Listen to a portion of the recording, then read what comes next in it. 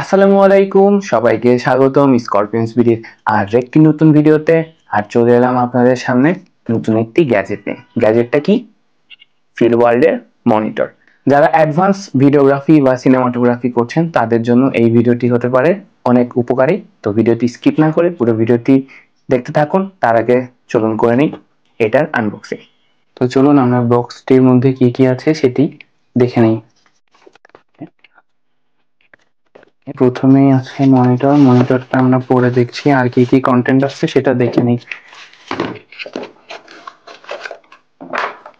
ওকে, document, micro HDMI কেবল, এটা 1 মিটারের মতো লেখাই আছে। আচ্ছা, আর এখানে ছোট্ট একটি টিল্টিং হচ্ছে গিম্বলের মতো যেখানে হোল্ড করবে, এটা একটু দেখি। অসাধারণ বিল্ড কোয়ালিটি, বাকিটা ক্যামেরার সাথে অ্যাটাচ করার পরে বোঝা যাবে। আচ্ছা, এটি হচ্ছে সানহুড। যেহেতু আমরা স্টুডিও কন্ডিশনে ভিডিও করতেছি সো এটা আপাতত লাগবে না। আর এটা হচ্ছে সানহুড লাগানোর জন্য ভেলক্রো যেটা বলে, এই যে এখানে লাগবে সেটা। ঠিক আছে, এখন আসি আমরা মনিটরে। এটা 6 ইঞ্চ মনিটর, 6 ইঞ্চ মনিটর।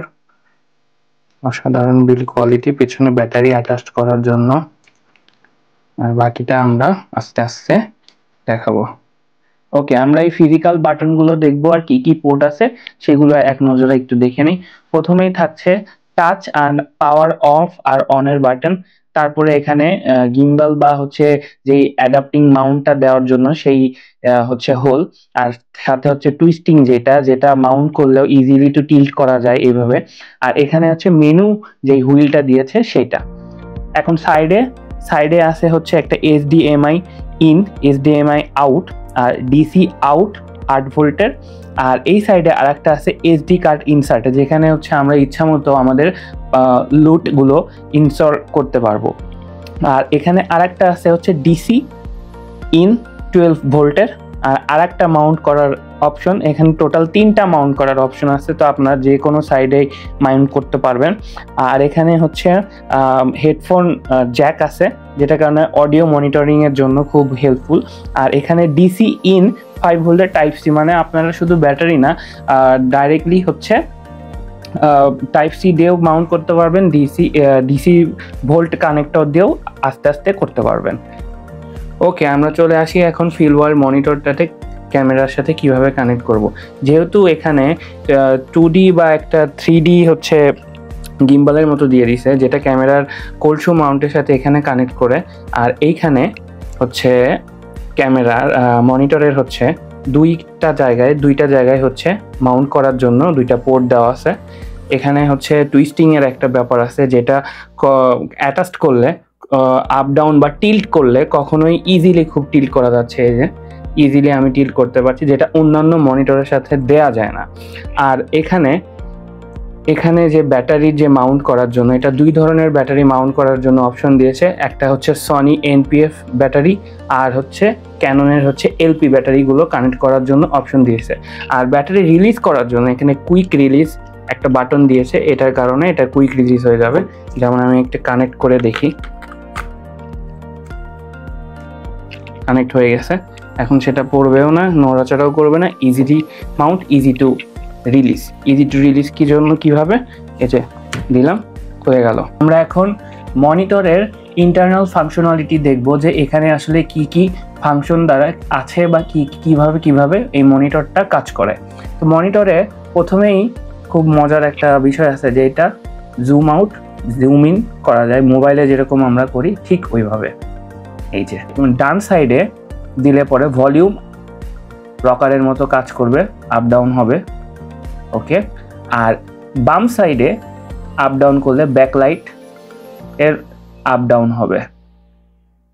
ওকে, আর ডাবল ট্যাপ করলে মেনু পপ আপ হবে, আর নিচের থেকে করলে কুইক মেনু রিলিজ হবে। কুইক মেনুটা আপনারা একটা ফল্ট আছে, সেটা হচ্ছে কুইক মেনুটা আপনারা আপনাদের মতো করে বা আমরা আমাদের মতো করে সেট করে নিতে পারবো না, যেটা ফিক্স।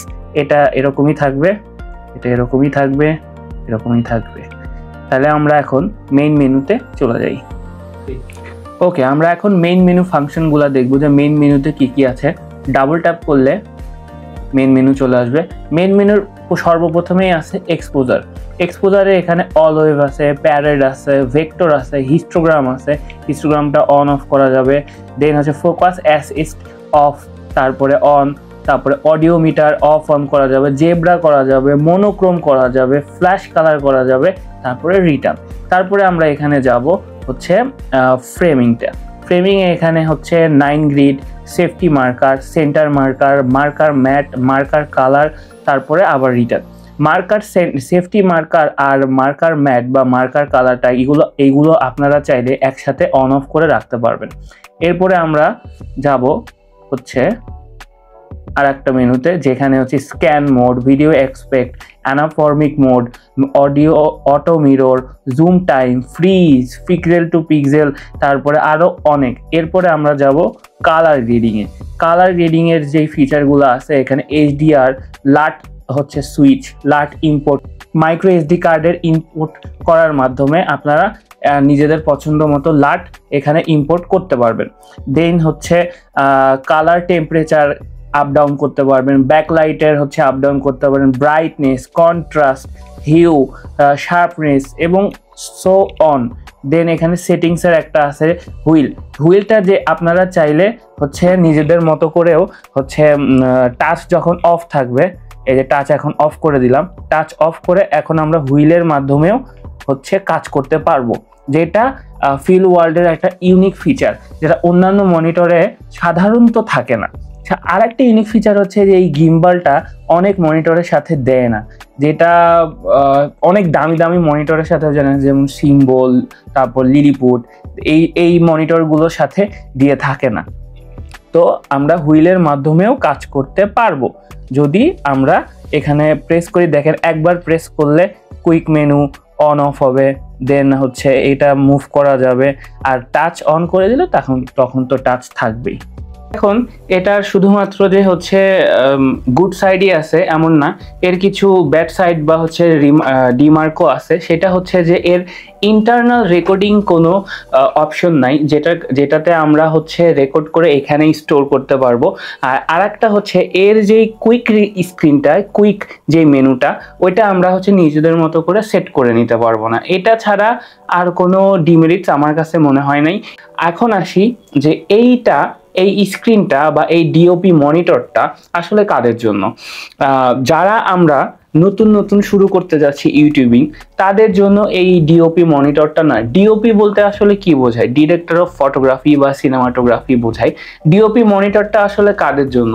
ডিওপি মনিটরটা যারা সলো বা প্রফেশনালি একদম স্টার্ট করে গেছেন, যাদের অনেক রানিং চলতেছে, তাদের জন্যই। সো ডিওপি মনিটরটা আসলে কেন লাগে?